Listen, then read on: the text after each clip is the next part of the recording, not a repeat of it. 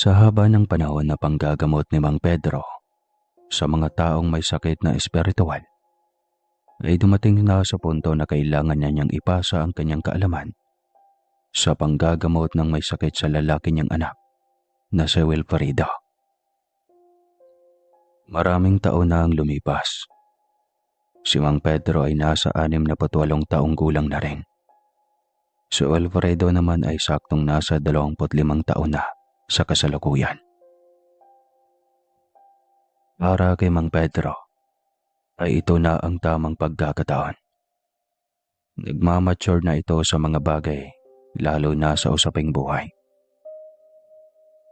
Marami na itong naging obserbasyon sa panggagamot niya sa mga taong bayan. Isang umaga, lumabas si Pedro at tinawag niya ito habang ito'y nagsisibak ng kahoy. Alfredo anak, halika rito. Sambit ng kanyang itay. Ay, may kailangan ka ba? Ano ho yun, itay? Mabilis na sagot ng kanyang anak. Sabay bitiw ng palakol. Tumayo ito mula sa kinaupuan at iniwan ng kanyang hawak na itak para salubungin ng ama. Medyo may kahinaan na rin si Mang Pedro dahil matanda na nga ito.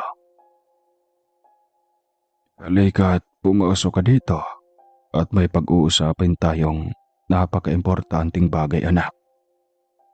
Wika nito sabay talikod at papasok tutungo sa loob ng kanilang bahay. Ibilis ang hakbang ni Wilfredo na sinundan ng ama.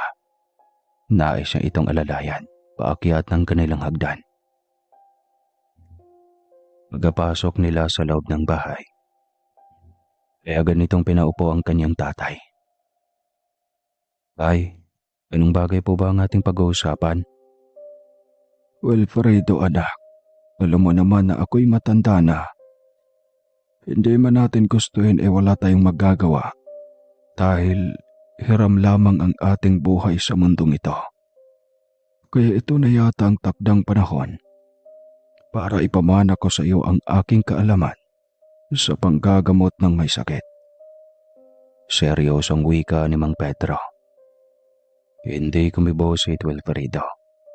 Tila ba nag-aalangan? Tila natatakot na suungin ang buhay na meron ang kanyang ama. Anak, ito lang ang ligasiya na may pamana ko sa iyo. Isang kabutihang bagay na pwede nating ipagmalaki sa mga tao.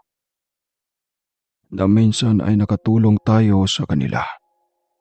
Bihira ang pagkakataon na may ganitong angking kakayahan anak.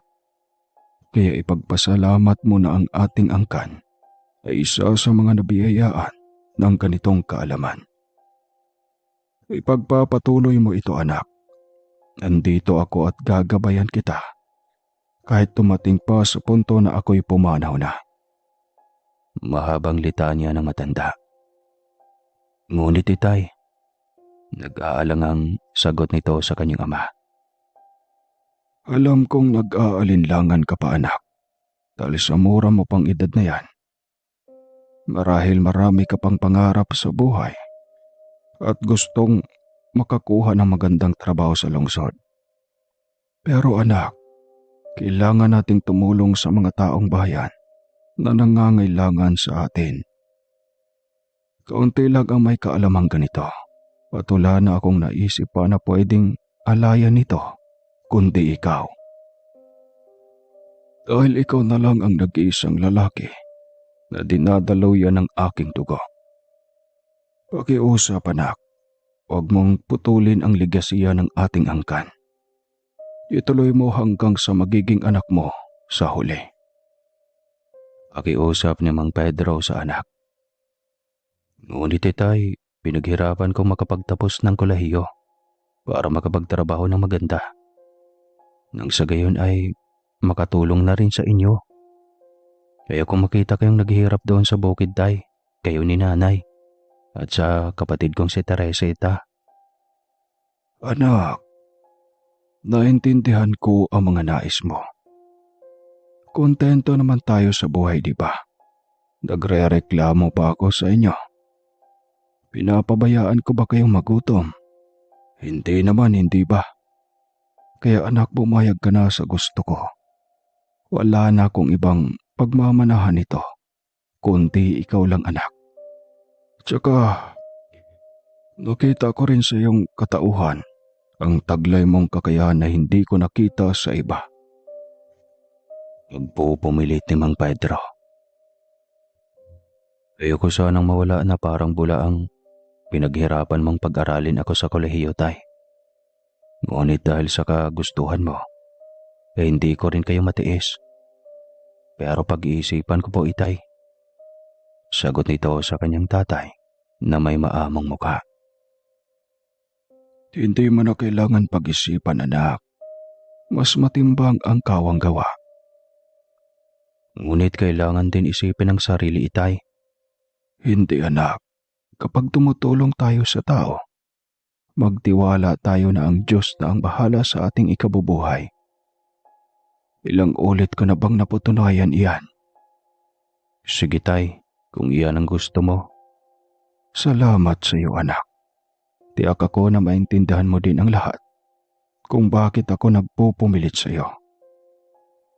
At tiyak ako na madarama mo din ang sarap sa pagkaramdam kapag may natulungan kang tao. Hindi matutumbasan ang anumang halaga o yaman ng tunay na pasasalamat galing sa puso, Wilfredo. Ngumiti si Wilfredo sa ama. Sobra ang kanyang pasasalamat na nagkaroon siya ng ganong klaseng ama. Ibinagmamalaki niya ito dahil sa taglay nitong lakas at galing sa pagkikipaglaban sa ibang elemento. Lalo na sa mga engkanto. Naalala pa niya kung paano binawi ng kanyang ama ang kapatid niyang panganay na si Ermio. Ayon dito ay kinuha ito ng engkanto noong kabataan pa lang. At iyon ang dahilan kung bakit ginusto nito na magkaroon ng kapangyarihan laban sa mga elemento at iba pang nilalang ng dilim. Naalala niyang muli ang kwento ng pagbawi nito. Ating gabi nang pumunta sa laot si Mang Pedro. Walang pagkatakot at tulang pag-alinlangan. Nasasabik na itong makita ang kanyang panganay na anak na si Ermio.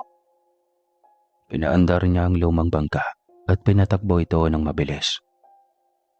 Hanggang sa makarating ito sa laot. Darating niya roon ay bigla siyang uminto sa mismong pinagtatagpuan nila noon ni Damian. Nagbigkas siya ng orasyon at pagkatapos ay isinigaw ito ng buong tapang at buong lakas.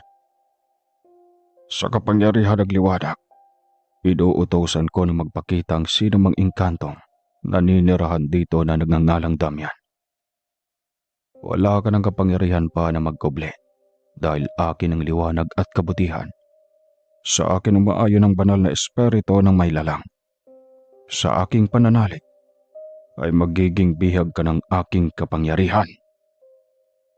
Malakas na sigaw nito.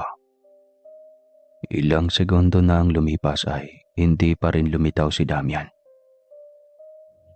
Imposible ito. Sambit ni Mang Pedro.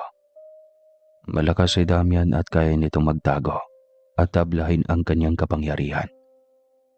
Ngunit ang di nito alam ay may sekretong banal na tinatagong kaalaman si Mang Pedro.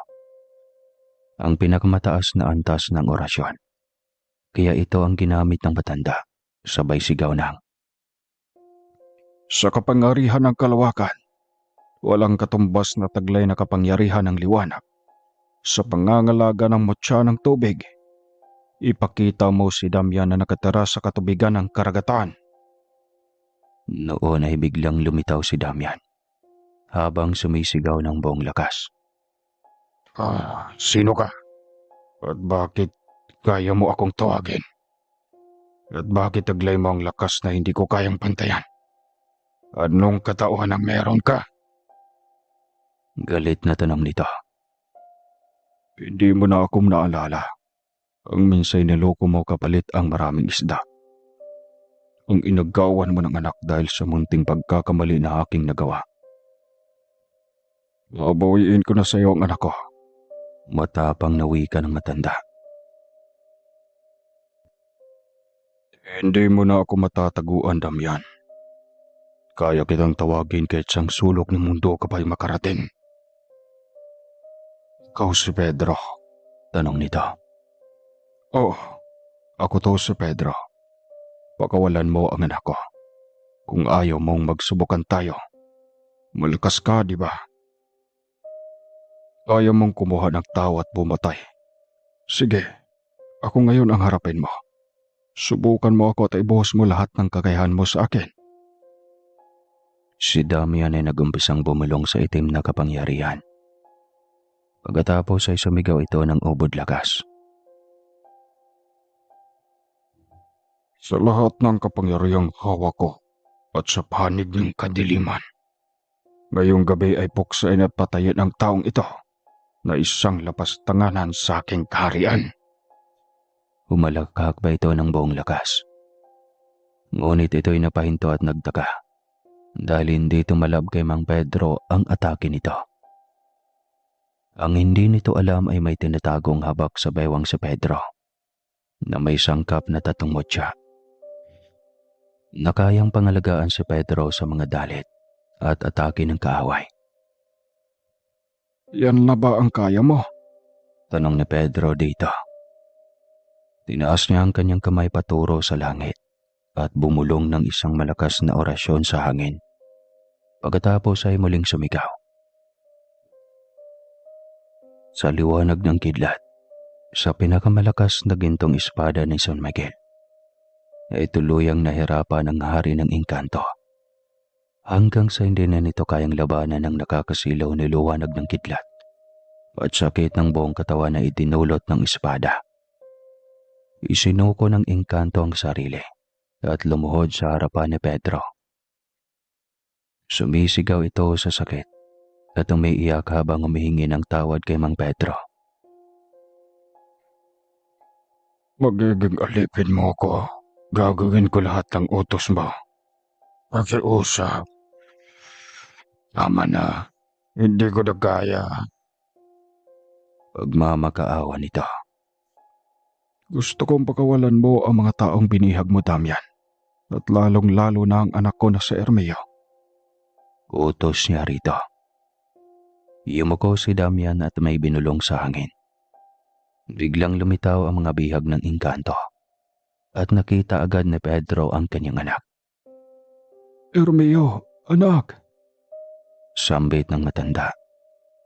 Napahagulgol ito ng iyak. Nakakahabag ng damdamin at parehong nangungulila sa isa't isa ang mag-ama. Nakikita mo ko, Tay, pero isa na akong kaluluwa. Tanong nito. Pinento ni Mang Pedro ang lahat. Natuwa rin si Ermeo at magpasalamat sa ama. Maraming kaluluwa ang natulungan nito para makatawid sa kabilang buhay. Huli ka, anak. Lumapit kang muli at babasbasan kita ng banal na salita. Simula ngayon ay wala nang ibang engkanto na mang-aapi sa iyo, kahit ikaw ay kaluluwa na. Ang tanging gawin mo lamang ay gabayan mo kami ng mga kapatid at ina mong nasa muntong ibabaw pa at namumuhay ng naaayon sa Diyos. Naway ilayo lagi sa kapahamakan at masasamang nilalang at hangarin ng ibang nilalang. Masusunod ang sinasabi mo, Tay. Hindi ko kayo pababayaan. Asahan niyong nasa tabi niyo ako palagi. Kasama mo ako sa mga misyon mo sa buhay, Tay. Masaya ang mag-ama at matagal ang pag-uusap nila bago nilisan ang lugar. Nang paalis na si Mang Pedro, ay umuko sa kanya si Damian. Sinabi na to na kung may kailangan siya ay tawagin lamang niya ito. Dahil ito ay nasa kanyang pangangalaga na.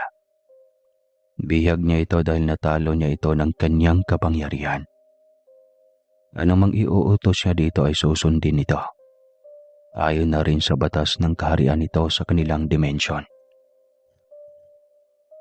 Pagkatapos noon ay masayang umuwi si Mang Pedro sa bayan ng San Agustin Masaya at tahimik na siya ngayon dahil maraming kaluluwa ang kanyang natulungan para makatawid sa kabilang mundo.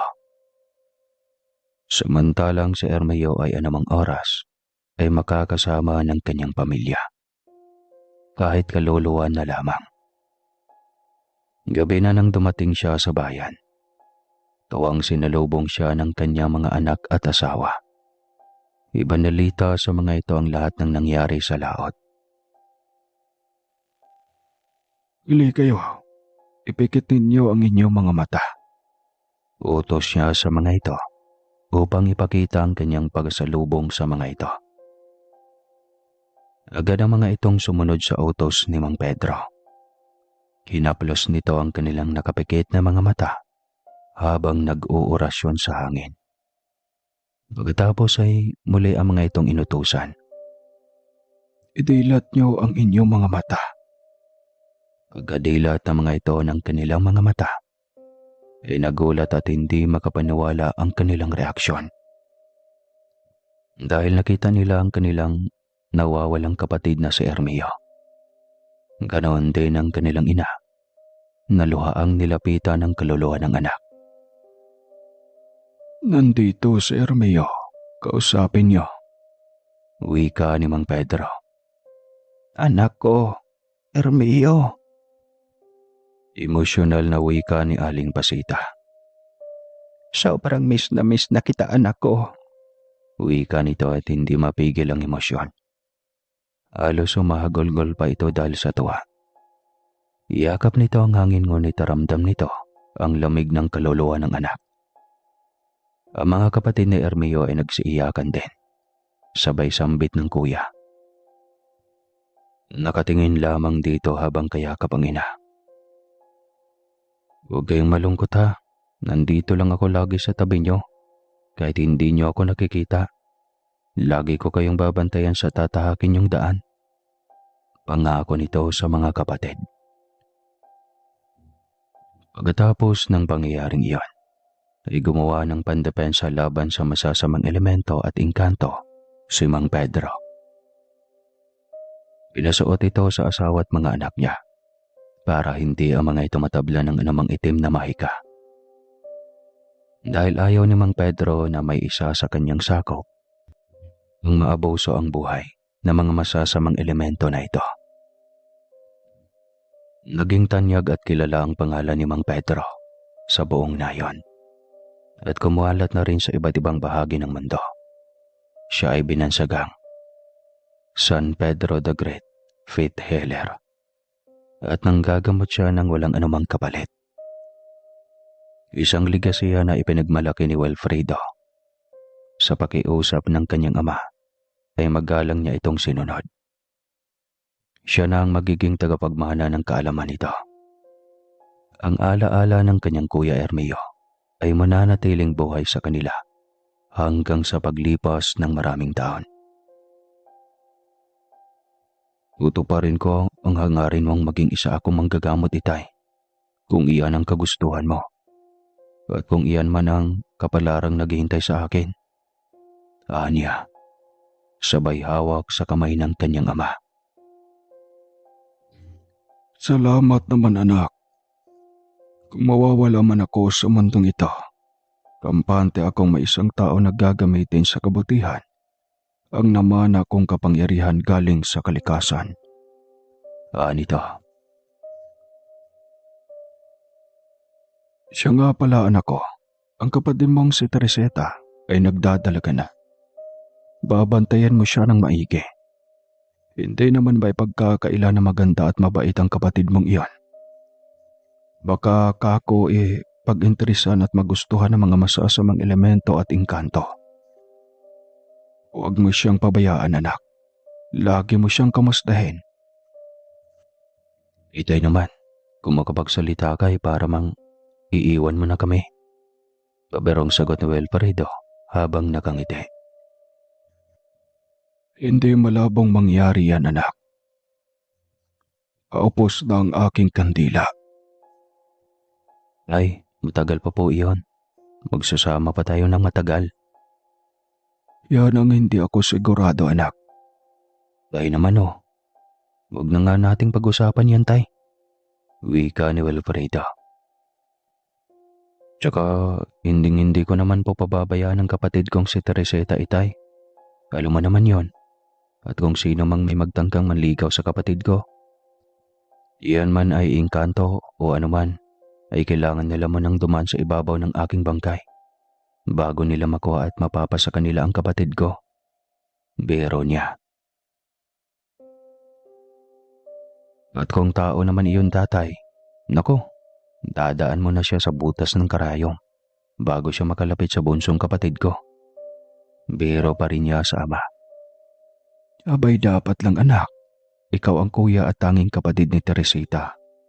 Kaya kailangan mong higpitan ang mga manliligaw niya. Upang makatiyak na mapupunta siya sa mabuting kamay.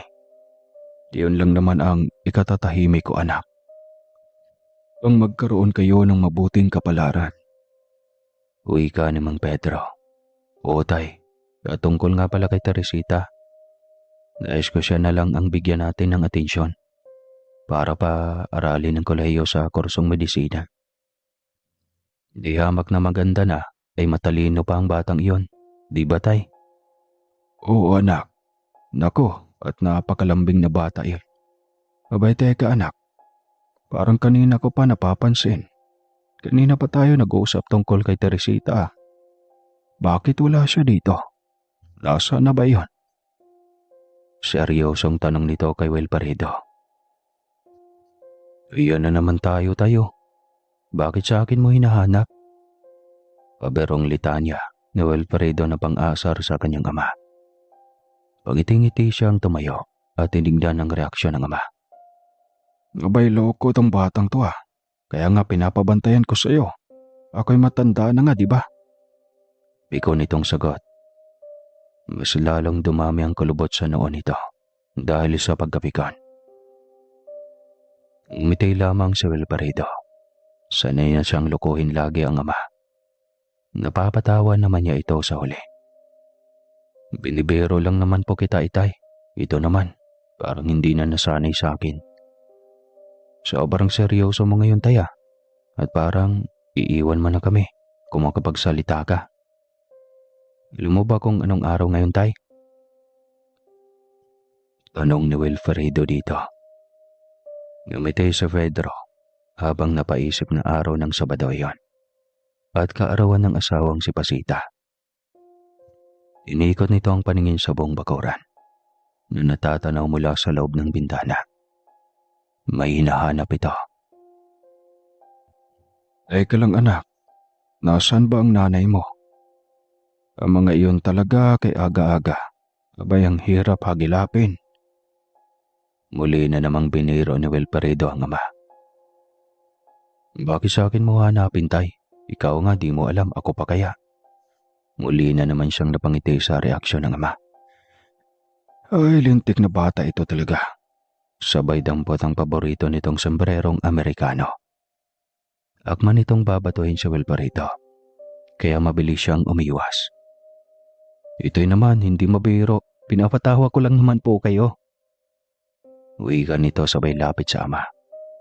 Kinakbayan niya ito sabay ngiti ng matamis. Pitay, kaya nga ako nagsisabak ng kahoy ay dahil nandun po silang dalawa sa likod ng bahay, nagluluto. Para sa handaan mamaya. Yan kasi, lagi ka nalang tinatanghali ng gising ngayon. Siyempre anak, matanda na ang tatay. Kapag nagising kasi ako ng madaling araw ay hirap na ako makatulog ulit. Minsan ay hindi na talaga nakakatulog. Pero pag sikat ang araw, saka naman ako inaantok. Di dapat pa rin tayo bumangon ng maaga. Mag-ehersisyo para balik binata muli. Nako, pag yan si nanay nililigawan ng iba. Sinasabi ko sa iyo tay. Ngumiti lamang si Mang Pedro. Alam mo anak, magkaiba talaga kayo ng kuya mong si Ermio. Ang taong iyon ay talaga namang napakaseryoso. Napakatahimik, di marunong magbiro. Samantalang ikaw, ewan ko na lang sa iyo anak. Mamamatay ako sa iyo nang wala sa oras. Agad na tumayo ito para puntahan ng asawa at bunso sa likod ng bahay. Itay naman eh. Hindi naman talaga kami pareho ng Kuya Armio. Mana-mana lang naman yun eh. Baka nga si Kuya Armio ay kainay nagmana. At ako ay alam mo na tay. Kanino? Sabihin mo. Tanong ni Mang Pedro. At napagtanto nito na wala ng ibang dugtong iyon, kundi sa kanya. Kaya inawat na niya ito bago pa man makapagsalita. Sige, subukan mong sumagot at malalagot ka talaga. Pabarong wika ni Mang Pedro. Wala akong sinabi tay. Ang taas ng presyon mo ngayon ah. Katawang saad ni Wilfredo. Sabay lapit ito para alalayan pababa ng hagdan. Dahil gusto nitong puntahan ng asawa. Halika tay.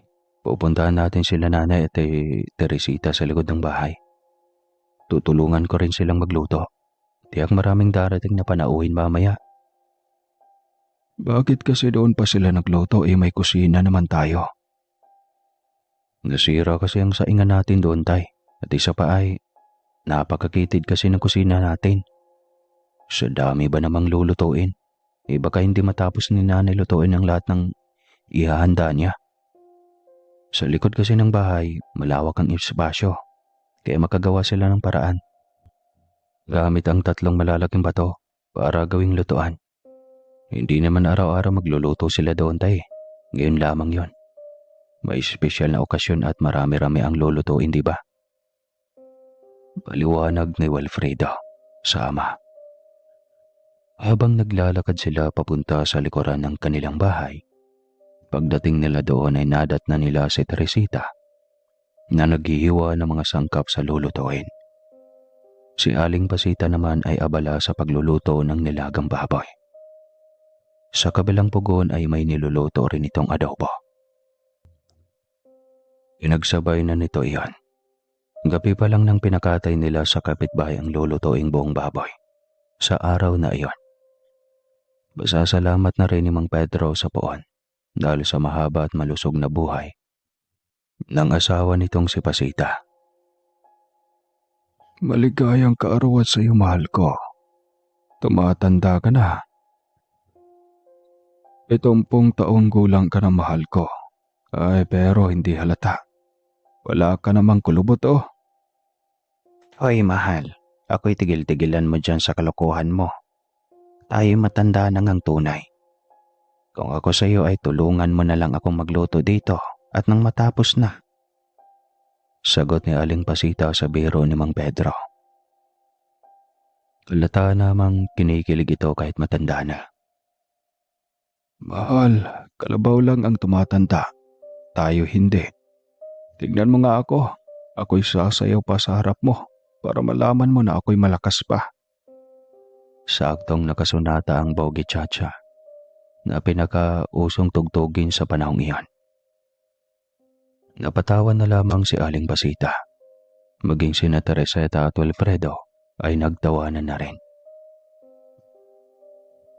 Ay nako, si Itay, nagpapasikat na naman sa nanay. Kala naman ng mga ito ay mga binata't dalaga pa. Si nanay kinikilig pa habang nakatitig kay tatay. Ay talaga naman. Singit na wika naman ni Teresita habang nakangisi. Anong kinikilig? Hindi ang batang ito. Bilisan mo na diyang magluto. Ika'y nakikisali din sa kalokohan ng iyong ama. Nako kayong mga bata kayo. Hindi, pinapasaya ko lang naman kayong lahat. Ayaw ko kasing maging seryoso at malungkot tayo sa araw na ito. Ayaw kong may negatibong enerhiya sa mga mamahalagang araw sa atin. At dahil espesyal ang araw na ito para sa asawa ko, ay syempre, alaya naman natin kahit munting sayaw lamang. Nakakangiting pahayag ni Mang Pedro. Kita mo na tay, ang bait ko dito. Ngayon, alam mo na kung saan ako nagmana. Tanong ni Wilfredo sa ama habang tumatawa. Oo, tama. Isa ka pang bata ka. Manang-mana ka talaga sa iyong ama. Wala talaga kayong may pinagkaiba. Nakapamayawang na wika ni Aling Pasita. Tinawanan lamang nila ito. May saya silang nagkukwentuhan at nagbibiruan habang nagluluto ng ulam, kanin at iba pang handa para sa kaarawan na iyon.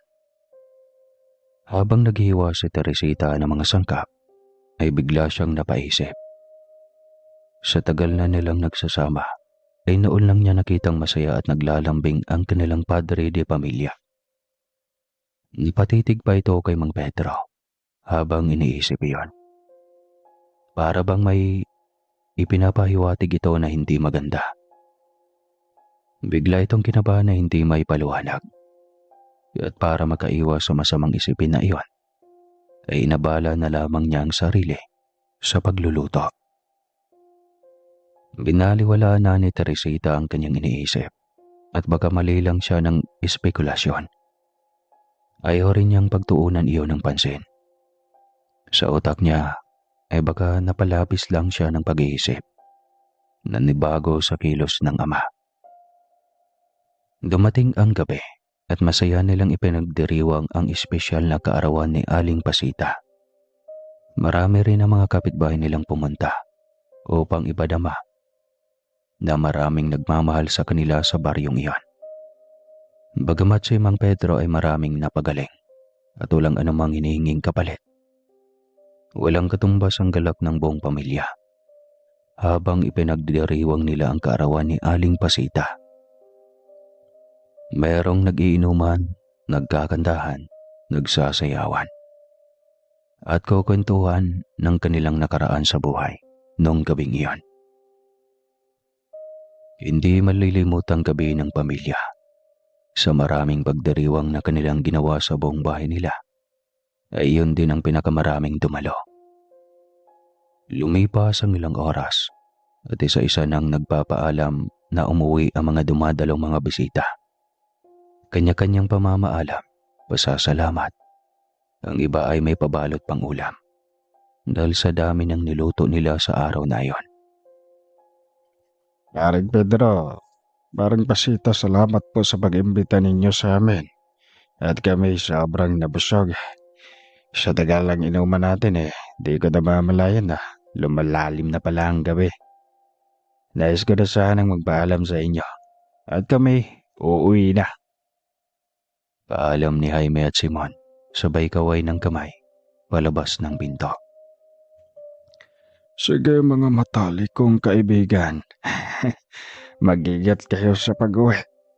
Pag may kailangan kayo, puntahan nyo lang ako dito. Sabihin nyo lang at bibigay ko. Hanggat makakaya ko.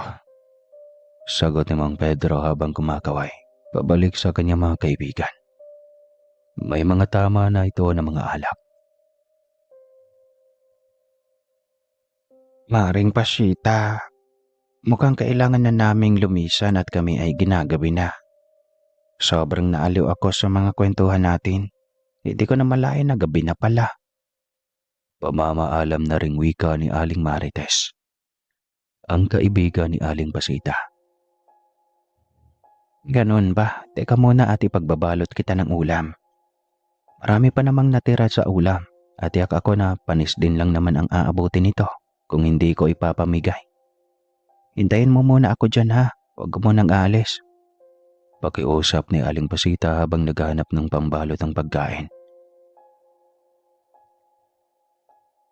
Kinabukasan, maagang gumising si Aling Pasita para maghanda ng umagahan at magtimpla ng paboritong kape ng asawa nitong si Mang Pedro.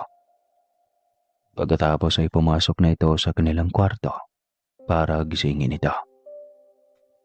Mahal, gumising ka na. Umaga na. Halina at ipinagtimpla na kita ng kape. Sige na habang mainit pa. Ngunit hindi ito sumagot.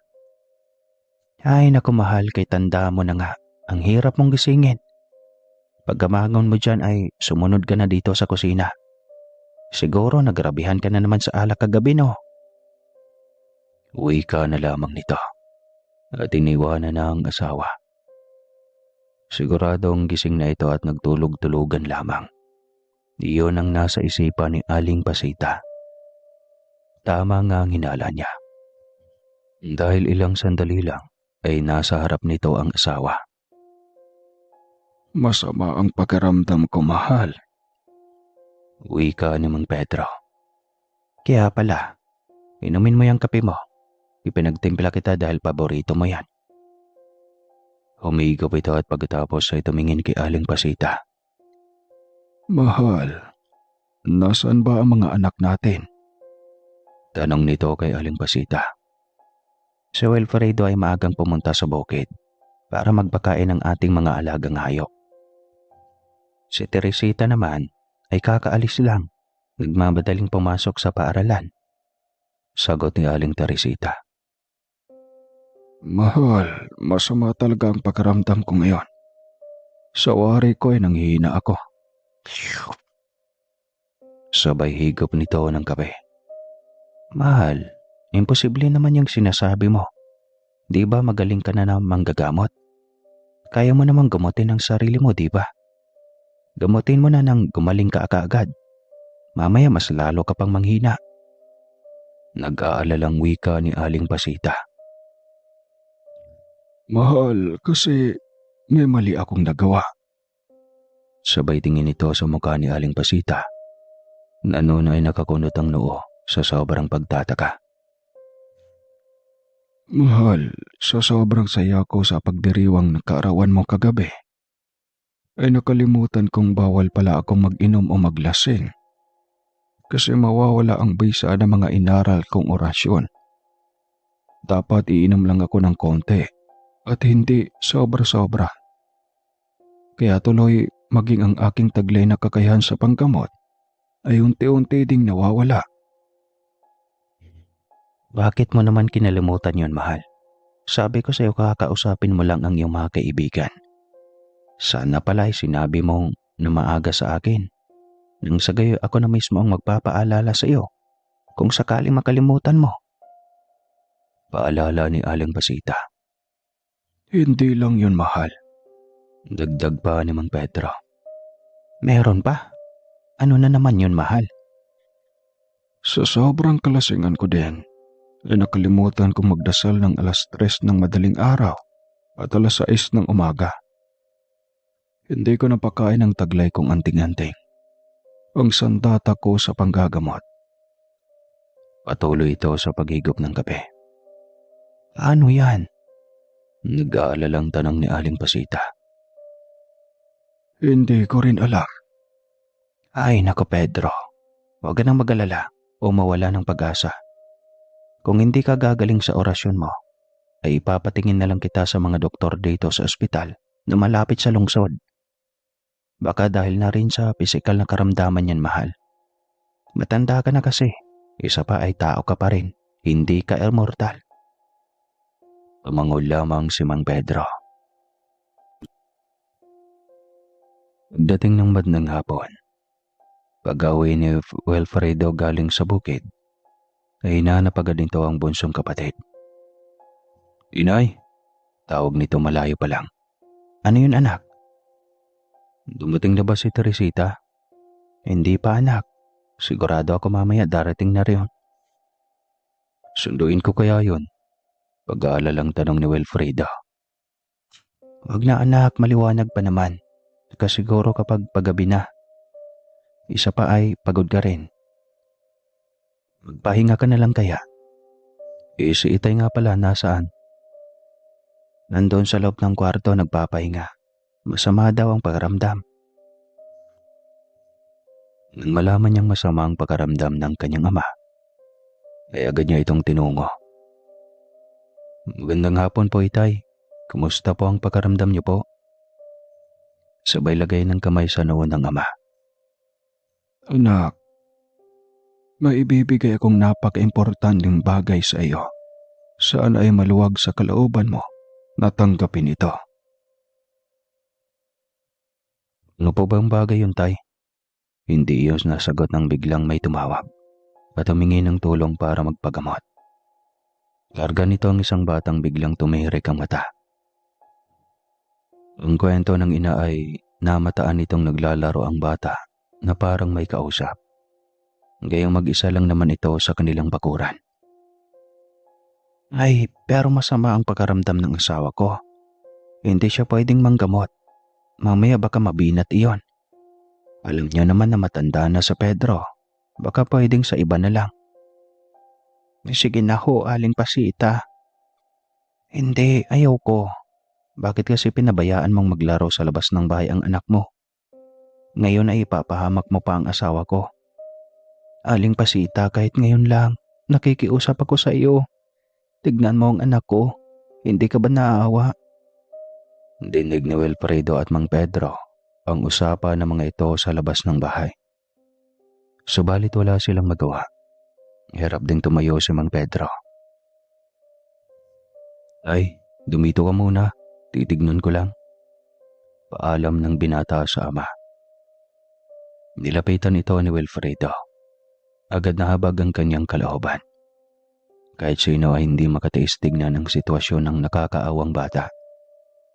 Kaya bumalik ulit siya sa loob at tinanong ang ama kung ano ang pwede niyang gawin. Gusto niyang tulungan ang bata.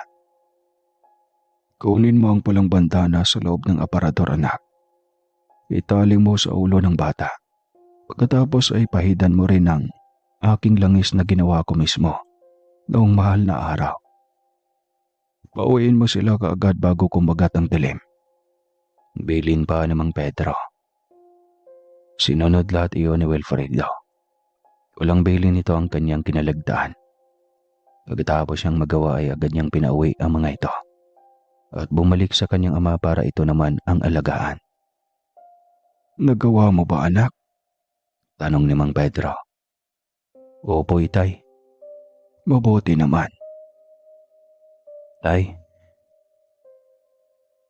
nakapagpasya na po ako. Gusto ko nang matuto sa panggagamot. Masakit pala sa kalooban na hindi mo kayang tumulong sa mga taong nangangailangan.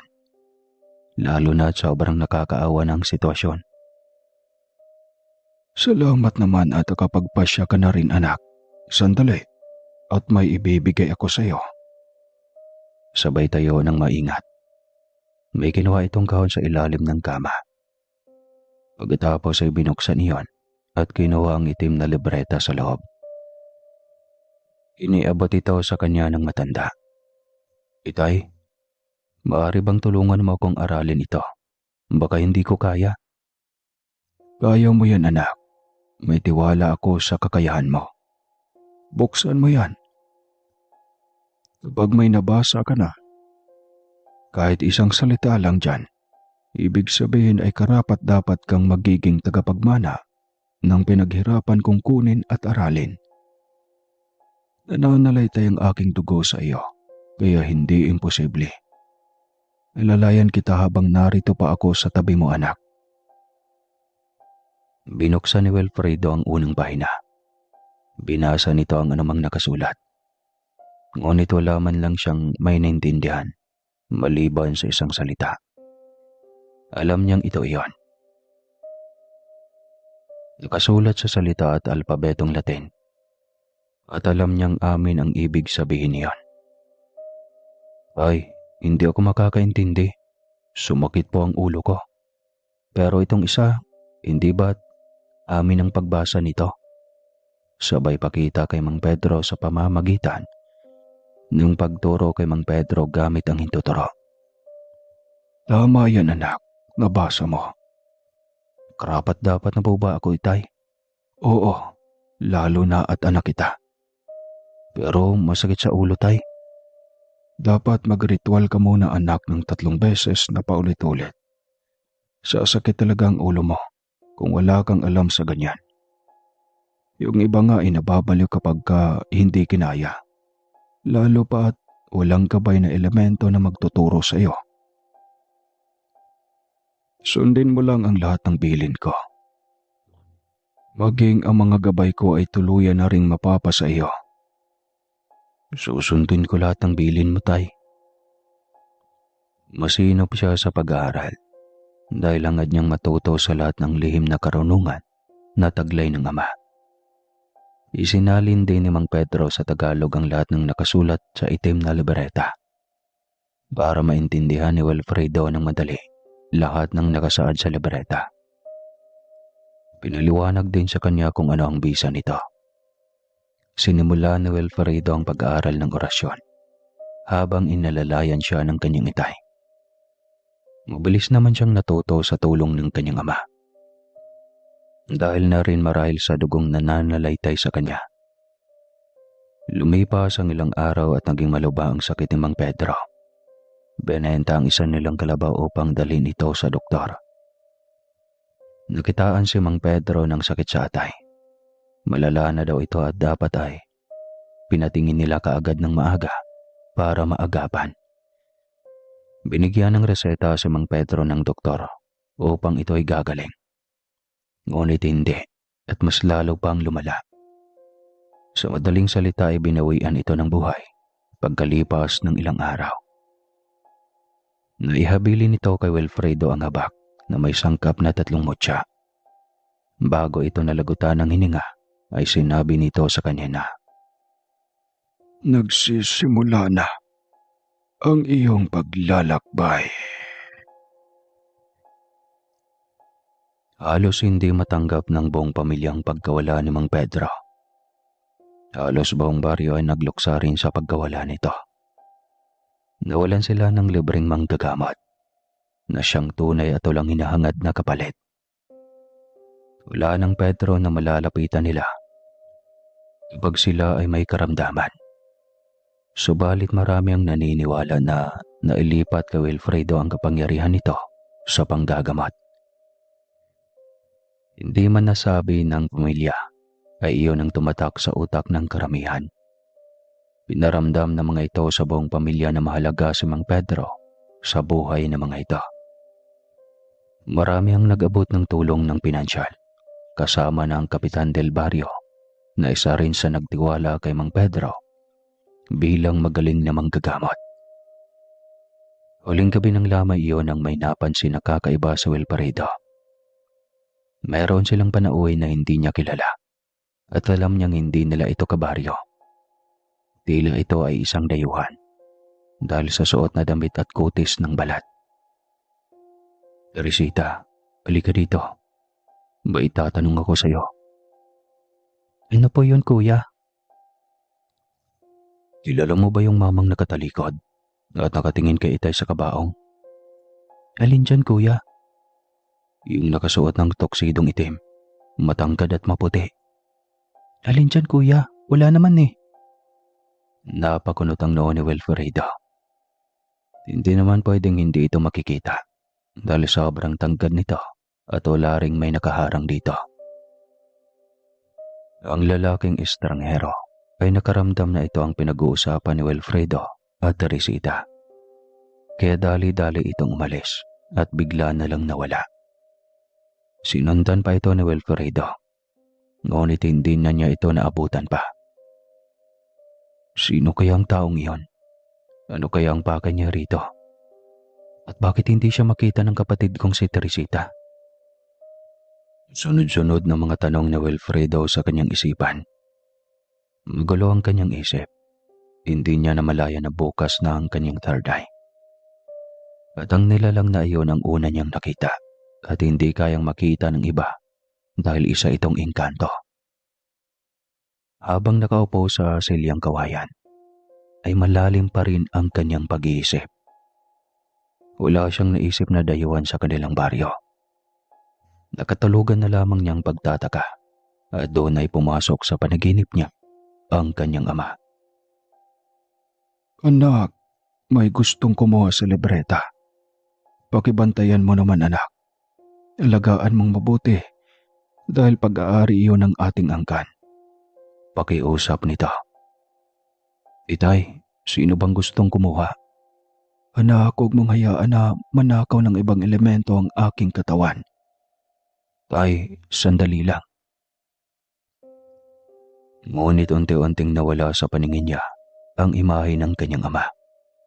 Pagkagising ni Wilfredo ay agad siyang pumunta sa kabaong ng kanyang itay habang nilalamayan. Maliwanag niyang naalala ang kanyang panaginip. Wari niya ay isa iyong pahiwatig. May minsay ang kanyang ama sa kanya. Itay, ano bang ibig mong ipaabot sa aking panaginip? Tanong niya sa isipan habang nakatingin sa ama niyang nasa loob ng kabaong. Tinitigan niya ito ngunit walang makuhang pahiwatig sa ekspresyon ng muka ng nakahimlay na ama. Alangan namang sasagot ito, gayong patay na. Sa isip niya ay malamang dala lang iyon ng pagod. Kaya kung ano-anong panaginip ang pumapasok sa kanyang diwa. Pumasok siya sa kwarto ng kanilang bahay at kinuha ang libretang itim. Tinago niya ito sa kanyang likod. Inipit sa garter ng kanyang short pants. Pagkatapos ay bumalik sa labas. Pinagmasdan niya ang lahat ng bisitang dumarating. Bandang 6:00 na iyon, ang iba ay abala na sa pagsusugal. Nakita niyang muli ang estrangherong lalaki na nakatoksidong itim. Lumapit itong muli sa lamay ng kanyang ama. Pumasok pa ito sa loob ng bahay at tila ba hindi mapakali. Kuwari niya ay may hinahanap sa paligid. Pinagmamasdan lang ito ni Wilfredo. Wala naman sa isipan niya kung ano ang balak nitong gawin. Sa halip ay naisipan niya na isa itong kaibigan ng kanyang tatay. Nakatira malamang ito sa bayan ng San Pablo.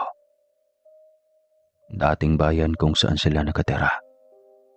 Habang minamasdan niya ito, ay may kakaiba siyang napansin na tila tumatagos ito sa mga nakakasalubong na mga panauhin. Kinusot ni Wilfredo ang dalawang mata upang makasiguro. Matama niyang pinagmamasdan ito na papunta at papasok sa kanilang kwarto. Sinundan niya kung saan. Nagtaka siya kung bakit pumasok ito sa loob ng kwarto. Wala ba itong delikadesa? Pumunta lang ba ito sa lamay para magnakaw? Wala din naman silang importanteng gamit. Pagdating ni Wilfredo sa harap ng kwarto, ay tinulak niya ang pinto at pumasok. Gulat na gulat siya dahil walang ibang taong naroroon. Kinilabutan siya at bigla ay napaisip. Ang nilalang na yon, hindi kaya siya ang tinutukoy ni Itay sa panaginip? Tanong niya sa kanyang isipan. Sinubukan pa niyang silipin ito sa ilalim ng kama, sa loob ng aparador, at kung saan pa na pwede itong magkuble.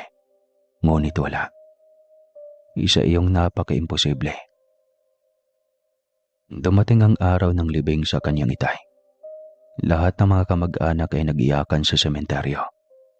Dama ng bawat isang naroon ang bigati dahil tuluyan ang mawawala sa buhay nila si Mang Pedro. Dahang-dahang ibinababa sa ilalim ng lupa ang kabaong ni Mang Pedro at pagkatapos ay tinabunan ng lupa.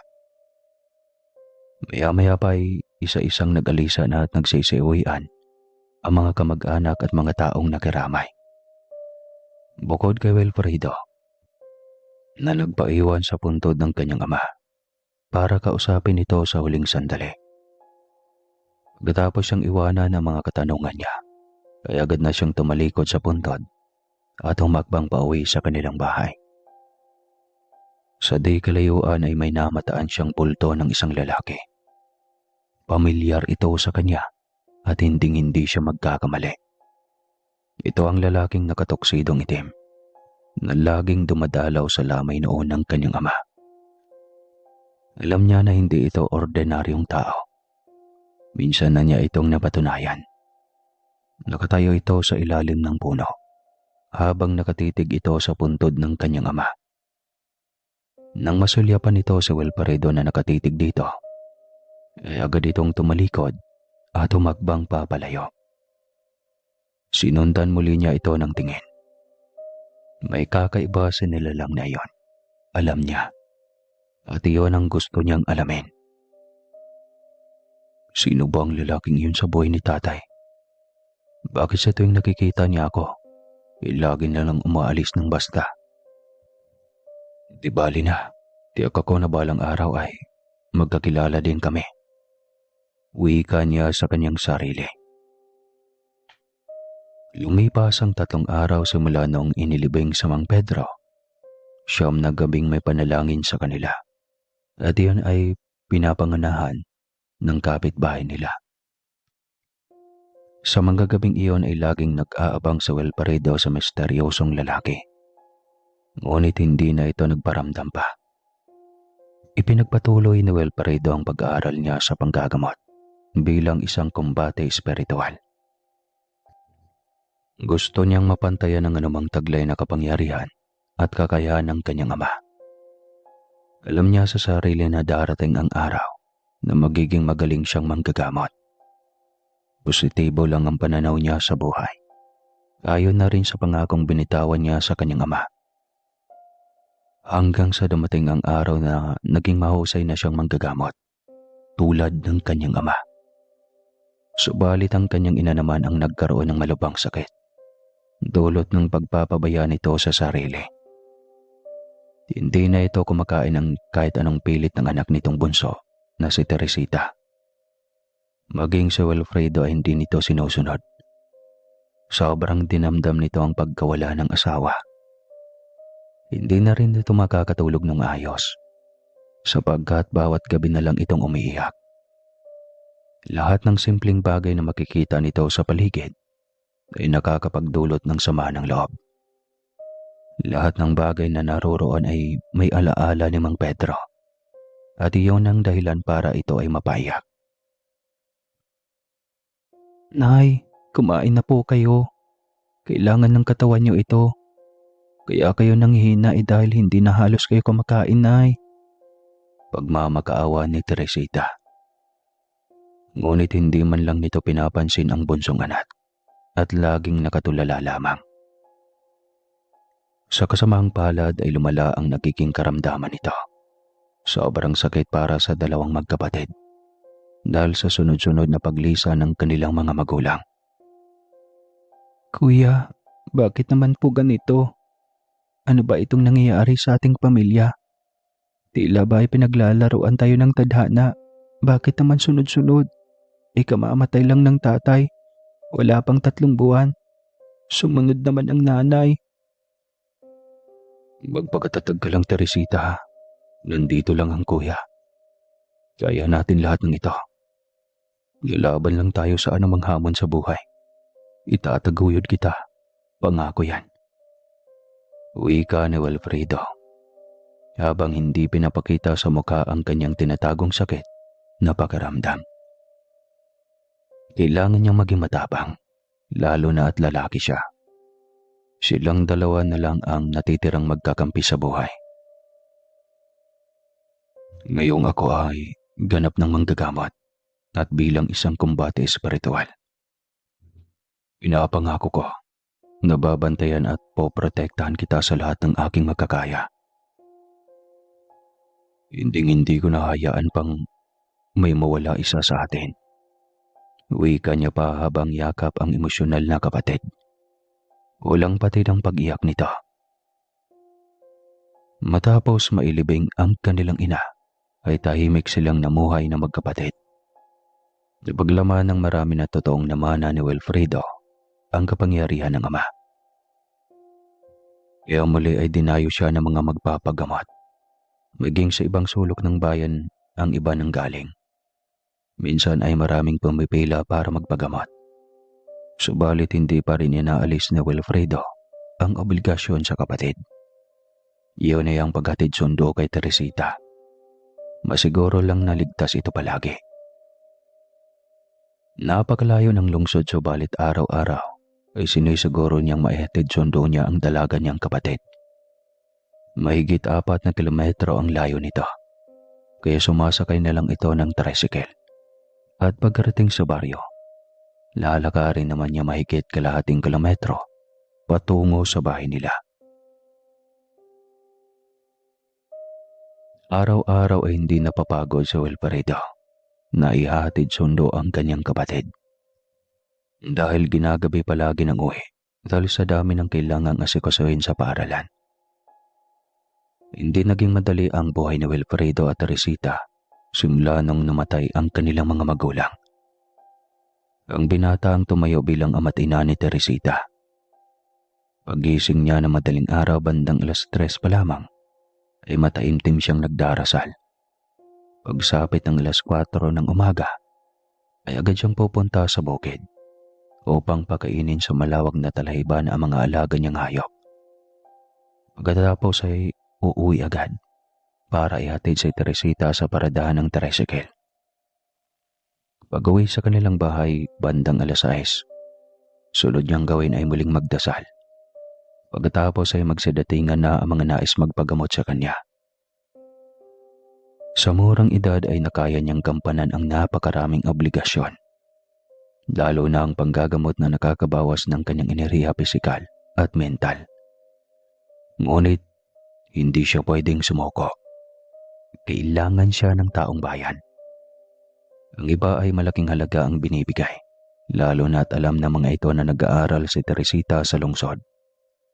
Idagdag pa na alam nilang alila na ang dalawa.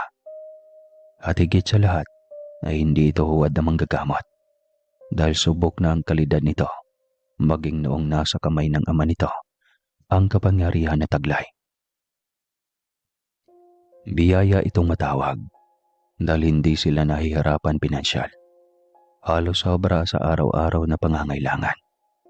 Kaya nakapag-ipon din kahit papano si Wilfredo. Isang gabi, habang naghahaponan sila, ay kinausap ni Teresita si Wilfredo. Kuya, sa araw-araw na ginagawa mo, tiyak na pagod ka na. Naawa na ako sa iyo. Kaya gusto ko sanang sabihin sa iyo na huwag mo na lang kaya akong ihatid. Kaya ko naman mag-isa eh. Malaki na ako, kuya. Kaya ko ng sarili ko. Tila alinlangan pa itong sulyapan si Wilfredo. Hindi, bunso. Bilin sa akin ng ating ama na hindi kita pababayaan. Nangako ako sa kanya at tutuparin ko yon. Hindi ako napapagod sa aking mga responsibilidad. Asahan mo yan, bunso. Kuya naman, naawa na ako sa kalagayan mo. Halos ikaw na lahat tumayo bilang ama't ina. Ayokong nakikita kang nahihirapan. Bigyan mo rin ako ng parte na baka ikaw naman ang magkakasakit sa ginagawa mo. Teresita, responsibilidad ko yan bilang nakakatandang kapatid mo. Kaya gagampanan ko yan. Di naman ako nagre-reklamo sa iyo. Tsaka kung hindi ko na kaya at pagod na nga ako, tsaka na ako hingi ng pabor sa iyo. Anya. Ganito na lang, kuya. Paggising ko sa umaga, ako na lang ang magsaing at huwag mo na akong ihatid pa sa lungsod. Sasama na lang ako sa mga kapitbahay nating nag-aaral din sa lungsod. Huwag ka na mag-alala dahil umaga naman. Susunduin mo na lang ako sa gabi. Pwede ba yon?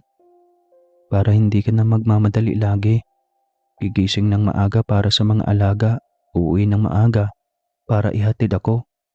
Sus, ako ang nahihilo at napapagod sa iyo, kuya, oy. Okay, sige, mahal kong kapatid. Pagbibigyan kita sa gusto mo, basta't lagi mong tatandaan ang sasabihin ko.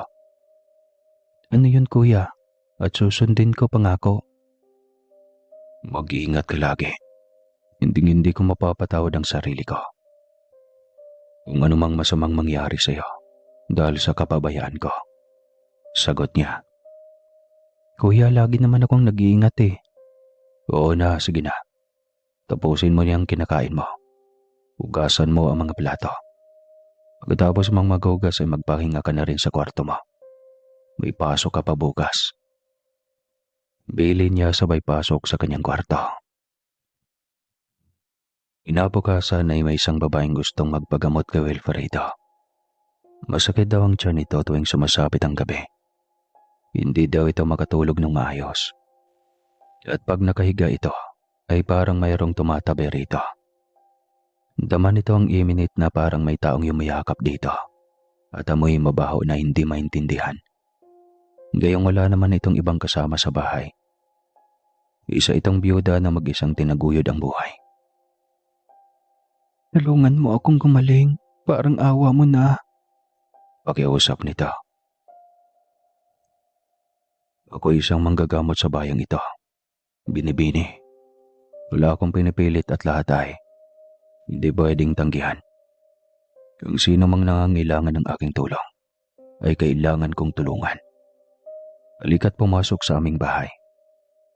Umupo ka muna sa mahabang upuan at kukunin ko lang ang aking mga gamit sa panggagamot. Uwi ka nito. Sabay kuha ng langis at mga banal na bato na iyari sa ngipin ng kidlat. Isa pa ito sa mga mutyang inahabilin sa kanya ng kanyang ama. Teka muna magandang binibini. Bago natin simulan ang gamutan, baka pwede mo na kitang tanungin sa iyong totoong pangalan. Tanong niya. Maria po, Ginoo. Ang pangalan ko po'y Maria. Sagot nito. Maraming salamat, Maria. At ako'y magsisimula na upang gamutin ka. Natawag ko ang engkanto o elemento na gumagambala sa babaeng ito. Magpakita ka. Sabay usal nito ng orasyon laban sa mga elemento. Biglang lumitaw ang itim na engkanto at nagbabaga ang mga mata sa galit. Galit dahil sa panghimasok niya sa buhay ni Maria. Ngunit wala siyang magawa dahil sa kanya lumapit ang babae at humingi ng tulong. Hindi niya ito pwedeng tanggihan.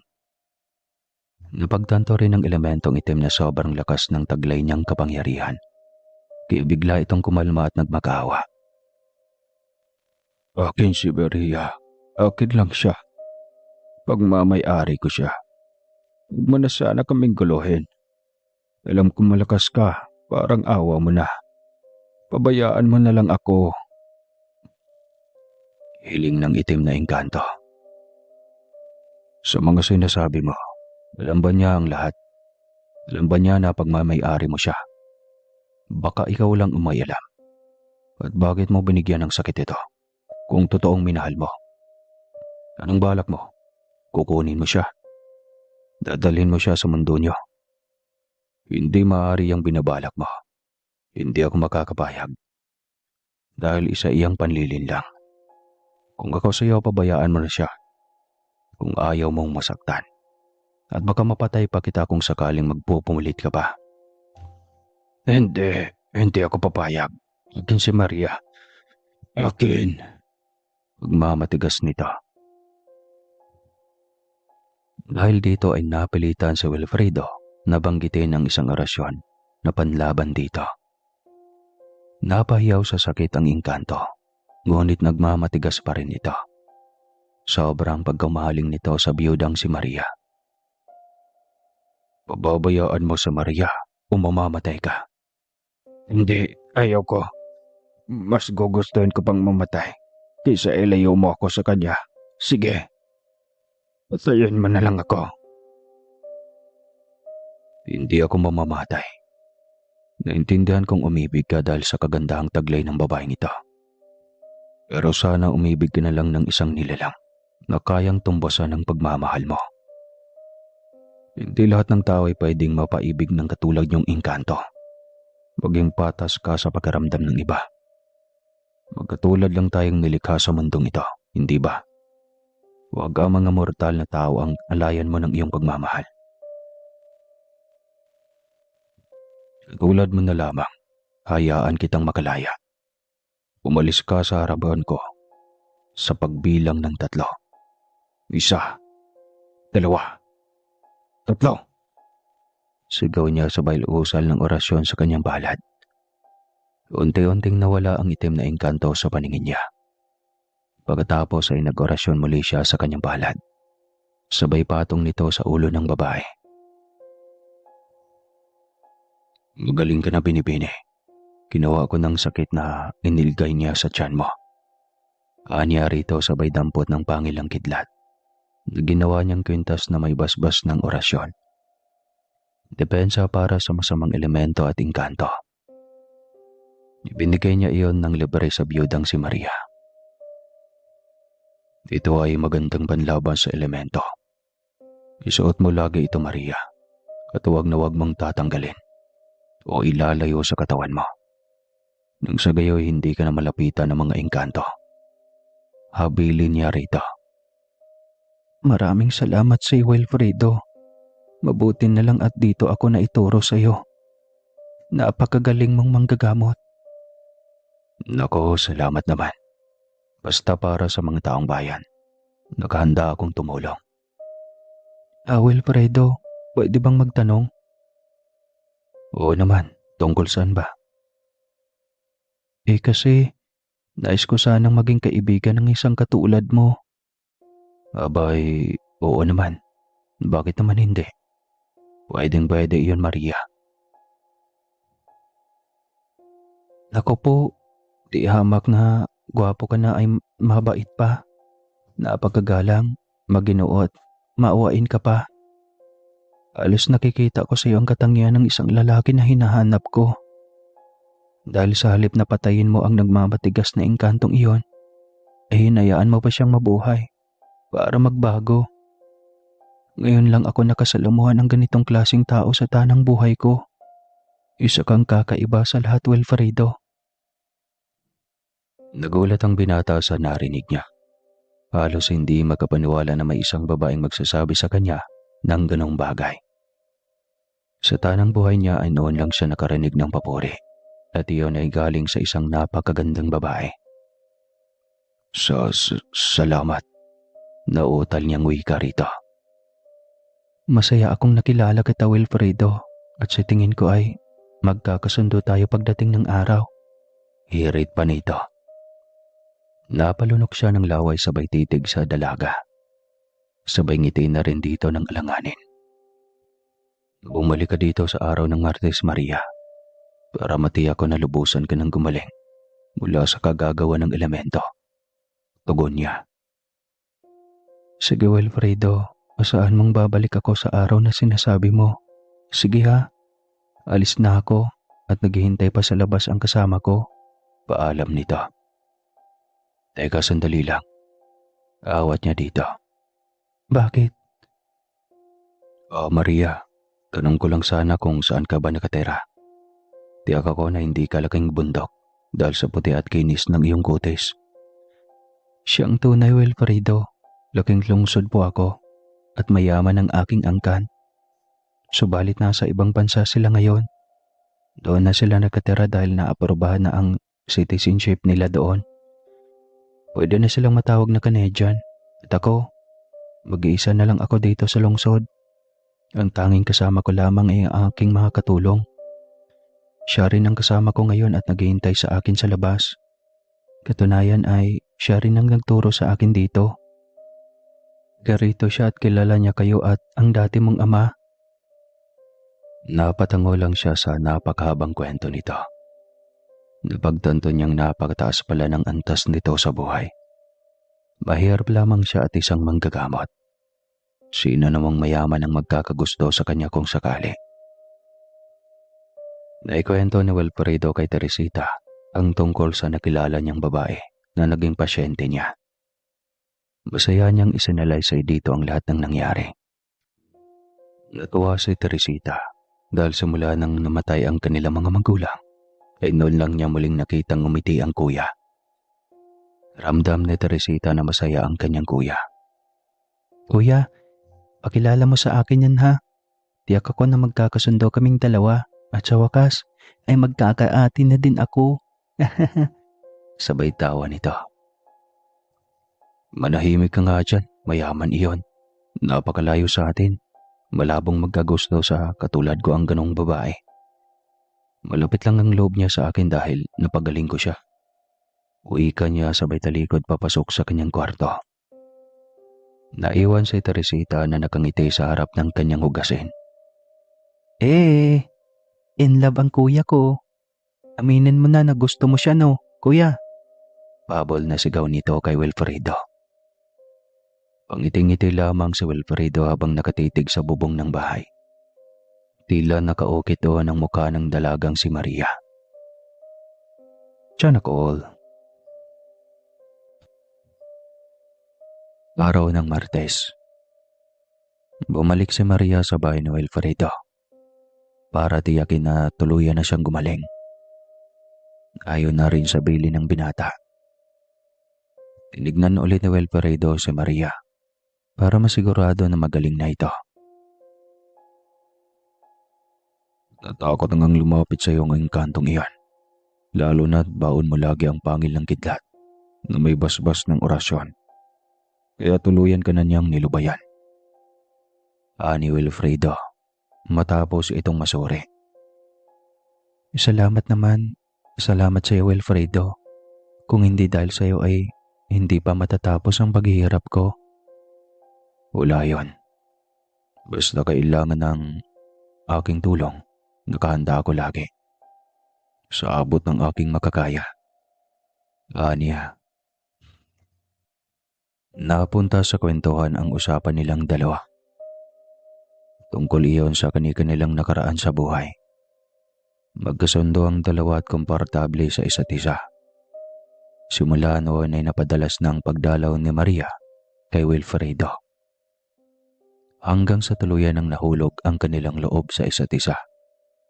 Sila ay naging magkasintahan at sa maikling kwento, napagkasundoan nilang magpakasal. Dahil sa nalulungkot at natatakot si Maria sa lungsod, ayaw na rin itong pang balikan ito ng masasamang elemento. Napag-usapan nilang dalawa na doon na sila manirahan sa bahay ni Wilfredo. Mas magugustuhan ko pang manirahan dito sa bayan ng San Agustin, mahal. Kasama ka. Dito kasi pagaramdam ko mas ligtas ako. Wika ni Maria. Hindi kita pababayaan, mahal. Kayo ng kapatid kong si Teresita. Simula nang tumira si Maria sa kanila, ay naging abala na si Wilfredo. Minsan daling itong masundo si Teresa sa pag-uwi nito sa gabi. Teresita, alam mo minsan hindi kita masusundo. Sana maintindihan mo ang kuya mo, lalo na't buntis si Maria. Hindi ko siya pwedeng iwanan dito. Di ba sumasama ka sa kapitbahay natin? Kung pwede, sumama ka na lang sa kanila pa uwi. Pakiusap na lamang niya dito. Opo kuya, naintindihan ko naman ang kalagayan mo eh. Kaya ko naman pong alagaan ang sarili ko.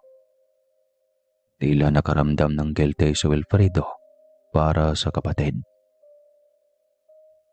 Subalit ang dami na niyang obligasyon sa buhay. Naintindihan naman siya nito. Lagi rin namang sumasabay si Teresa sa kapitbahay nila, papuntang paaralan. Isang hapon nun, na oras na ng uwian. Nahirapan itong hanapin ang mga kapitbahay na kasama nitong umuwi. Pumasok sa utak niya na baka naiwan na siya ng mga ito. Napilitan siyang umuwing mag-isa. Pagsakay niya ng tricycle, siksika ng mga estudyanteng pasahero. At di sinasadyang nasungkit ng nakausling bakal ang kanyang habak. Naputol ito sa kanyang bewang nang hindi niya namamalayan. Madilim na at may masukal siyang dadaanan.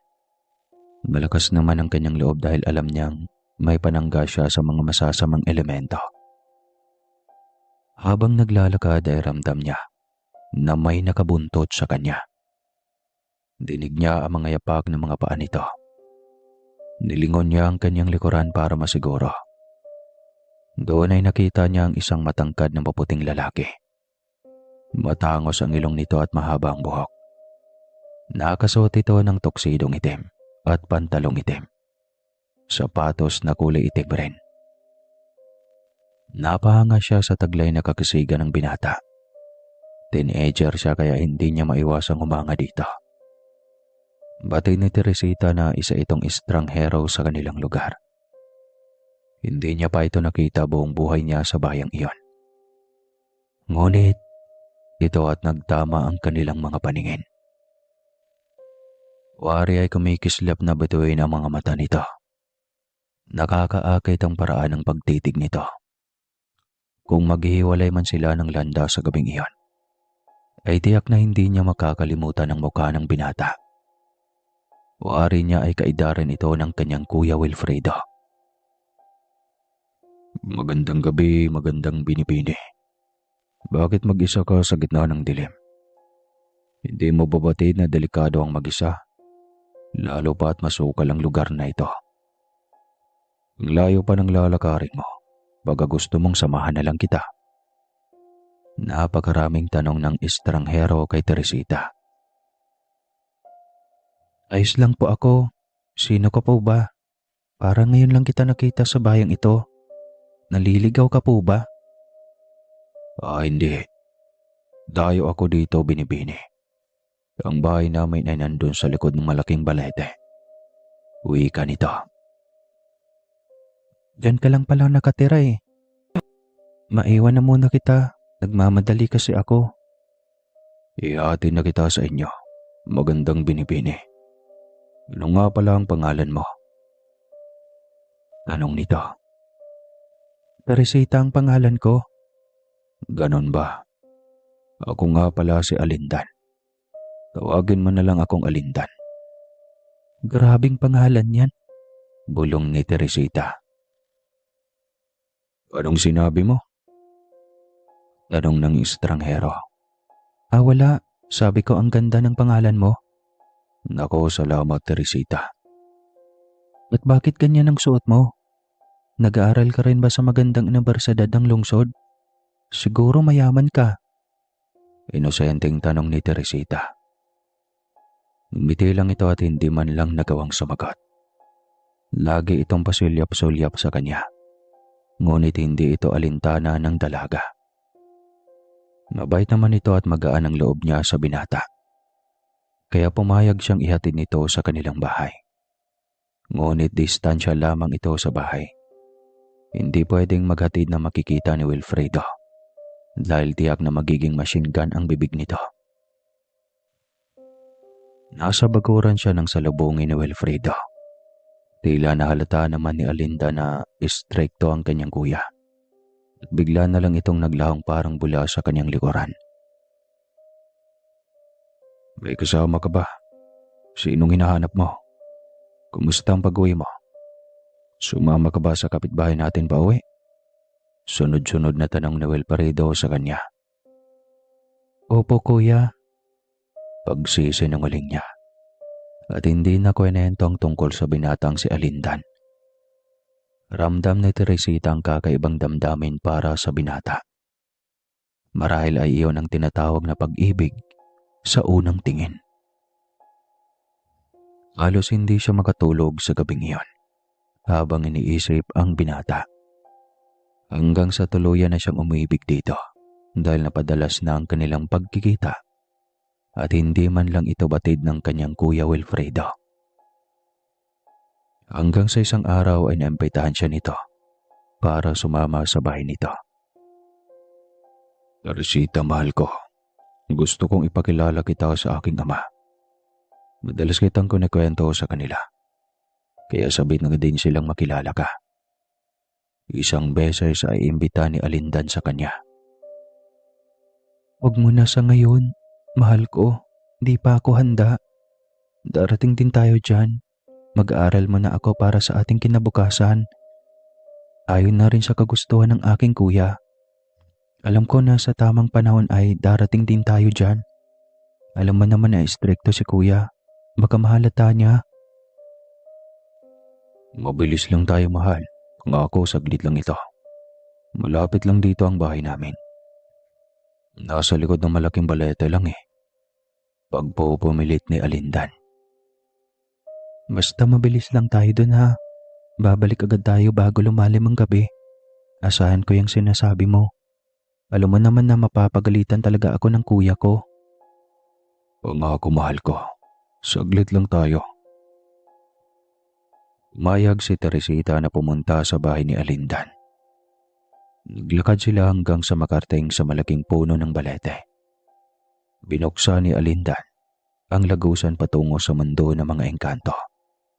At nagulat si Teresita sa nakita niyang napakalaking bahay sa likod ng malaking puno ng balete.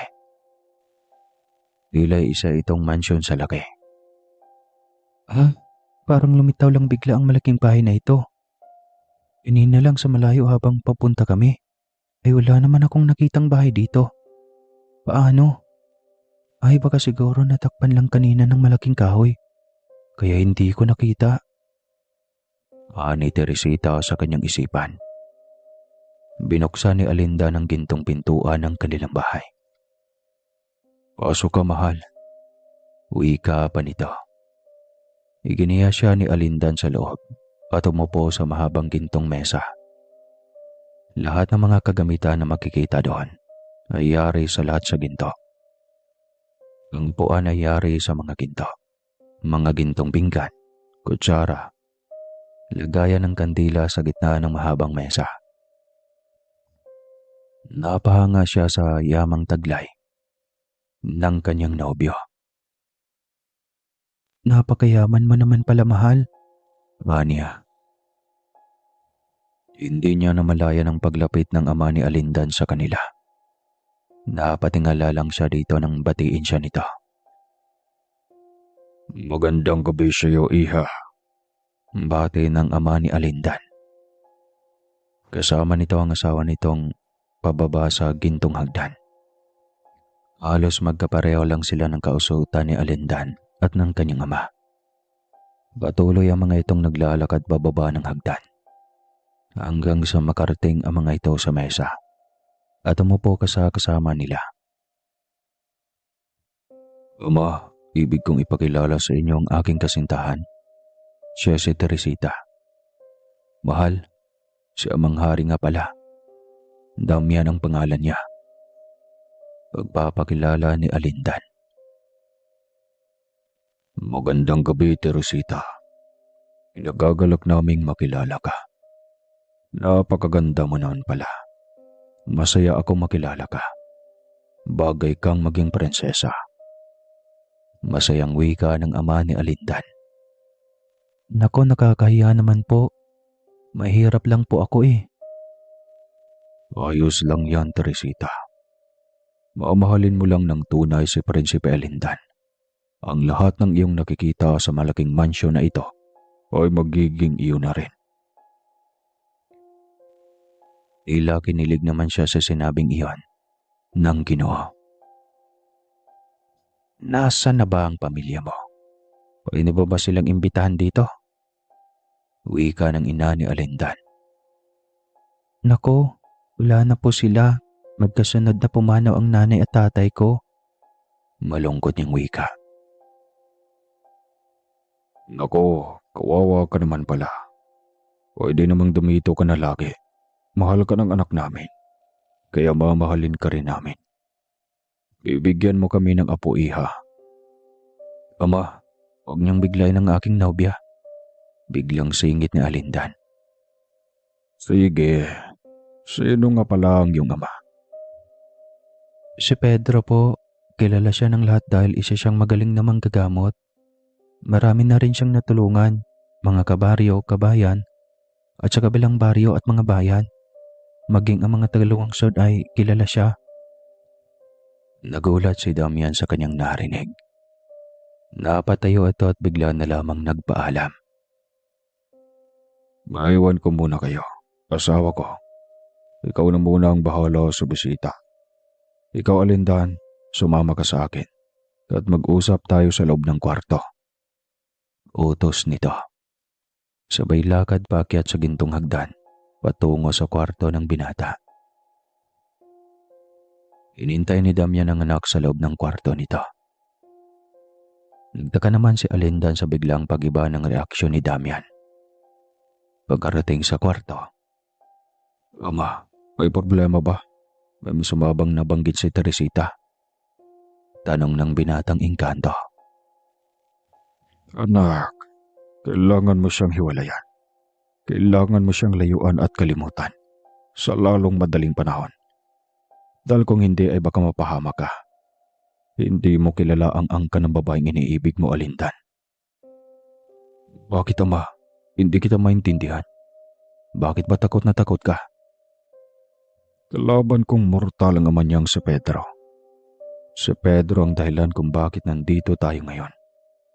Dito tayo napadpad sa puno ng balete nung minsang nag-away kami sa gitna ng laot. Sa lakas ng kapangyarihan niya, dito tayo na italsik. Hindi ko kayang taglay niyang kapangyarihan. Kaya nandito ako malapit sa bahay nila para kapag tinawag niya ako, ay nandyan pa ako palagi. Kasi naging alipin niya ako. Di ba sabi niya na pumanaw na ang kanyang ama? Kaya wala na tayong ikabahala pa, ama. Mahal na mahal ko si Teresita eh. Di ko kayang mawala siya sa buhay ko. Pakiusap, ama. Huwag mo kaming paghiwalayin. Sagot niya. Iyak akong ibinili ng kanyang ama ang kakayahan sa kanyang anak na lalaki. Hindi pwedeng ilibing ang kapangyarihang taglay ng isang mortal. Namamana ito ng anak o kapatid, o di kaya naman ay apo. Kaya tiyak ako na papatayin ka ng kapatid niya pag nalaman nito na engkanto ang karelasyon ng kapatid niya. Hindi na rin ako pwedeng lumaban dahil minsan akong natalo. Nasa batas ng ating mundo na kapag natalo tayo ng isang mortal, ay maging ilalim tayo sa kanila at hindi pwedeng saktan o galawin ang kanilang angkan. Mahabang kwento ni Damian. Hindi, ama, mahal ko si Teresita. Ayokong mawala siya sa buhay ko. Bahala nang mamatay ako kaysa mamuhay nang wala siya. Gagawa tayo ng paraan, ama. Pakiusap ni Alindan. Ito, anak, gawin mo. Isara mo ang lagusan papunta sa mundo ng mga tao. At pakakainin mo siya ng pagkain natin. Tuluyan na siyang hindi makalis. Kailangan mo siyang bihagin, anak. Naisip ni Damian na si Teresita ang susi para makuha ang itim na libreta ng Sagiyon. Wala nang makapigil sa kanya. Kapag nasa kamay na nito ang libreta, ay hindi na ito mapailalim sa anak ni Pedro na siyang bagong nagmamay-ari ng libreta. Ilang beses na itong sinunda ni Damian. Napatunayan nito na nasa kay Wilfredo na ang kapangyarihan na taglay ni Pedro. Kaya ito na ang bagong kinatatakutan ni Damian. Pagkatapos mag-uusap ay lumabas na ang dalawa sa kwarto. Bumaba ng hagdan na tila ba normal at walang masamang napag-usapan. Teresita, mahal ko. Baka nagugutom ka na. Kumain ka muna. Alok na Alindan kay Teresita. At ito itong pagkainin ang nobya. Ngunit hindi ito nagpahalata. Hindi, mahal. Busog ako. Kailangan ko nang umalis at tiyak na nag-aalala na ang kuya ko sa akin. Sagot ni Teresita nang maalala ang kuya Wilfredo niya. Nakaramdam na rin siya ng takot at kaba na baka mapagalitan. Sige na, mahal. Mamaya ka na umuwi. Kumain ka muna kahit isang kagat lang. Itong itim na prutas na ito, masarap ito. Pagkatapos mong kumain ay pwede ka nang umuwi, mahal ko. Ihahatid kitang muli. Pagpupumalit ni Alindan. Pagkagat ni Teresita ay bigla siyang nawala ng malay. Agad na sinira ni Alindan ang lukusan upang hindi makalabas ang bihag nilang si Teresita. Nang nagkamalay na si Teresita ay nakita niyang nakahiga siya sa maganda at malambot na kamang gawa sa ginto. Nakita niya rin ang kasintahan niyang si Alindan sa gilid ng kama na nakaupo at nagbabantay sa kanya. Nasaan ako? Kailangan ko nang umalis. Tiyak na hinahanap na ako ng kuya ko. Huwag kang mag-alala, mahal ko. Pumunta na ako sa bahay niyo para magpaalam sa kuya mo na dito ka lang muna sa amin pansamantala dahil nawalan ka ng malay. Agad naman siyang pumayag ng walang pag-alinlangan dahil alam niya na nasa tamang kamay ka, mahal ko. Pagsisinungaling ni Alindan. Napabuntong hininga na lamang si Teresita. Salamat naman kung ganon. Salamat talaga, mahal. Napakabait ng pamilya mo sa akin. Ang swerte ko sa'yo. Sagot niya. Akala niya ay totoo ang mga sinasabi ng kanyang kasintahan. Samantalang nag-alala na masyado si Wilfredo sa kanyang kapatid. Kung bakit alas 8 na ng gabi ay wala pa rin ito. Hindi pa rin ito nakauwi sa kanila. Unang beses iyong nangyari at hindi na siya mapakali. Nagpasya siyang ibili na muna ang kanyang asawa si Maria sa kapitbahay nila para hanapin si Teresita. Lumawas siya ng lungsod upang hanapin ang kapatid. Pagkarating niya doon ay kung kani-kanino siya nagtanong-tanong. Kinabukasan ay pumunta siya sa paaralan para hanapin ito. Ngunit wala si Teresita. Hindi niya ito nakita. Palakad-lakad siya sa mga daan baka sakaling makasalubong niya ito. Buong gabi niyang hinahanap at buong araw. Ngunit hindi niya ito natagpuan. Hindi niya namalaya ng mga luha sa kanyang mga mata na pumapatak na pala. Iba na ang kanyang nararamdaman sa pagkakataong iyon at sinisisi niya ang kanyang sarili. Sakali man na may masamang mangyari sa kanyang kapatid, ay hindi niya mapapatawad ang kanyang sarili. Hinding-hindi. Nasaan ka ba, kapatid ko? Tanong niya sa sarili. Inubutan na siya ng gabi ulit. Ngunit kahit anino ni Teresita ay hindi niya mahanap. Nagpasya na lang siyang umuwi na muna sa bahay. Isa na lang ang pwede niyang gawin, ang mag-ritual ng malaman kung saan naroroon ang kanyang kapatid. Dugong Kastila sila alapitin, lalo na ng mga engkanto. Kaya kinilabutan siya habang iniisip iyon. Sana hindi na maulit ang nangyari sa kanyang kuya Ermio. Sasakay na sana siya ng tricycle nang may makita siyang habak. Madumi at maraming putik na halatang apag-apakan na ng kung sino. Ngunit pamilyar sa kanya iyon. Kinuha niya ito at tinignan. Hindi nga siya nagkamali ng hinala. Pagmamay-ari ito ng kapatid ko. Sambit niya sa kanyang sarili. Dali-daling umuwi ng bahay si Wilfredo. Pagkarating niya ng bahay ay agad siyang nagpakulo ng tubig at pinatakan ito ng kanyang langis. Umusal ng orasyon at pagkatapos ay ibong tapang na sumigaw. Sa taglay na kapangyarihan mula sa mutya ng tubig, kailangan kong malaman ngayon kung saan man naroon ang aking kapatid. Hinanap niya ito at lumitaw ang imahe ng malaking puno ng balete. Pagsapit ng bandang 5:00 ng hapon, kinuha lahat ni Wilfredo ang kanyang gamit laban sa pakikipag-away. Sinuot ang kanyang habak. Pagkatapos ay agad niyang hinahanap ang puno ng balete. Alam niyang malapit lang ito. Dito madalas na dumadaan si Teresita patungo sa paaralan ng lungsod. Pagdating niya sa puno ng balete, ay tinaas niya ang isang kamay at nag-orasyon.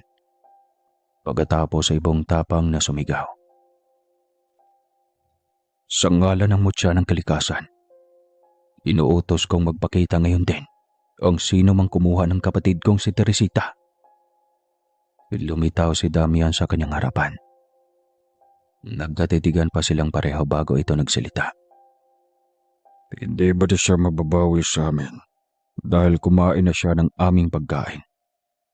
Sarado na rin ang lagusan sa aming mundo.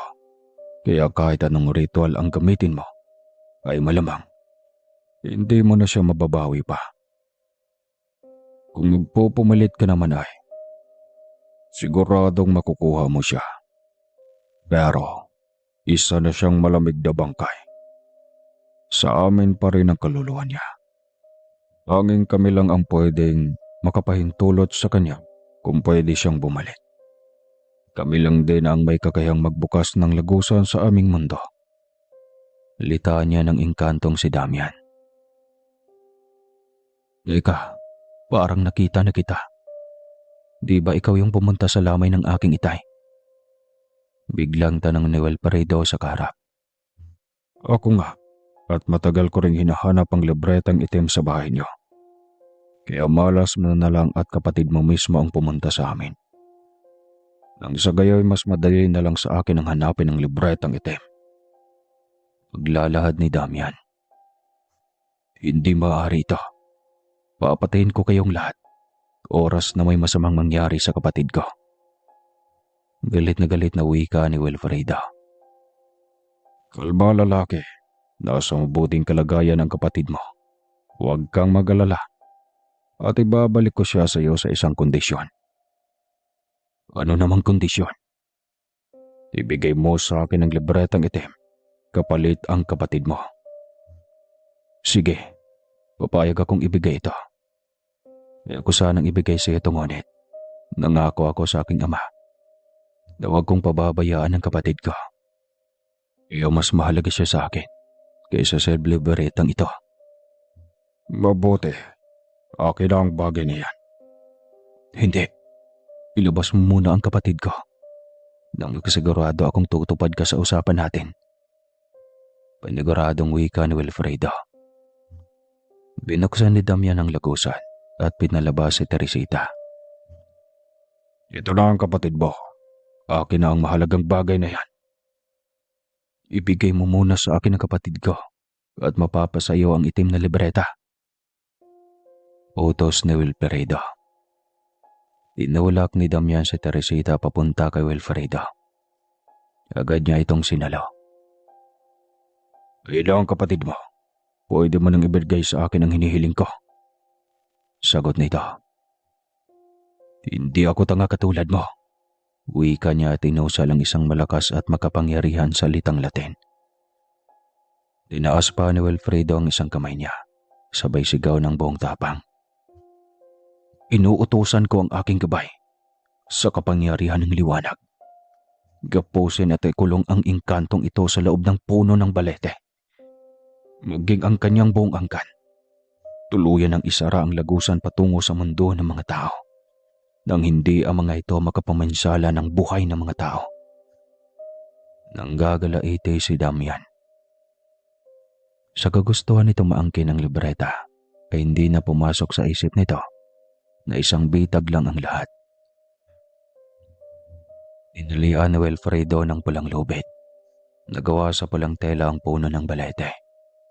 Sumpa ito para hindi ang mga ito makalabas ng tuluyan sa puno ng baleteng iyon. Nang tumahimik na ang buong paligid, ay saka lang niya nalapitan ng kapatid. Mabilis siyang niyakap ito at humingi ng paumanhin. Pasensya na kapatid ko, kumuntikan ko pang mapahamak. Mabuti na lang at dilinlang ko ang inkantong iyon. Salamat kuya, patawad. Simula ngayon na hindi na ako magpapaloko. Hindi na ako sasama kahit kanino, lalo na kung hindi ko kilala. Dapat lang, Teresita. Kailangan mong matuto sa mga bagay-bagay. Isang aral ito na wag basta magtiwala kahit kanino. Porke gwapo o mabait. Dahil hindi natin alam ang nakakubling katauhan nito. Patawarin mo ako, kuya. Muli nitong wika sa iyak. Wala kang kasalanan. Ako ang may kasalanan. Nangako ako kay Itay na babantayan kita. Ngunit anong ginawa ko? Pinabayaan kita. Sabay yakap sa kanyang kapatid. Umuwi silang dalawa sa kanilang bahay. Masaya si Maria nang makita at nabawi ni Wilfredo ang kanyang kapatid. Napagkasundoan na rin nilang mag-asawa. Natatalikuran na ni Wilfredo ang panggagamot. Sa tingin naman niya ay tapos na ang kanyang misyon. Bagamat nakulong na ang inkantong si Damian sa puno ng balete. Binaon ni Wilfredo ang libretang itim kasama ang mga kagamitan niya sa panggagamot sa ilalim ng lupa. Kasama niya ring binaon ang masilimuot niyang kahapon. Napagkasundoan din nilang mag-asawa na magsimula ulit ng panibagong buhay. Lumipat na sila ng bahay ni Maria doon sa lungsod. Kasama ang kapatid niyang si Teresita. Mas nakakatulong din kay Teresita ang paglikas nila sa lungsod dahil malapit lang ito sa pinapasukan nito sa kolehiyo. Si Wilfredo naman ay nagtatrabaho sa pinakamalaking kumpanya, bagamat siya ay nakapagtapos ng kolehiyo. Si Maria naman ay nanganak ng malusog na batang lalaki. Pinangalanan nila itong Buknoy, di joke lang. Pinangalanan nila itong Peter. Alinsunod sa alaala ng lolo nitong si Pedro. Magaan sa kalooban na Wilfredo ang paglipat nila sa lungsod. Bagamat ang gusto lamang niya ay magkasama sila ng buo at mamuhay sila ng normal at makapagkape araw-araw kasi masarap iyon. Hanggang dito na lang po ang kwentong ito. Maraming salamat po sa lahat ng nakikinig. God bless sa inyo at ingat kayo palagi. The end.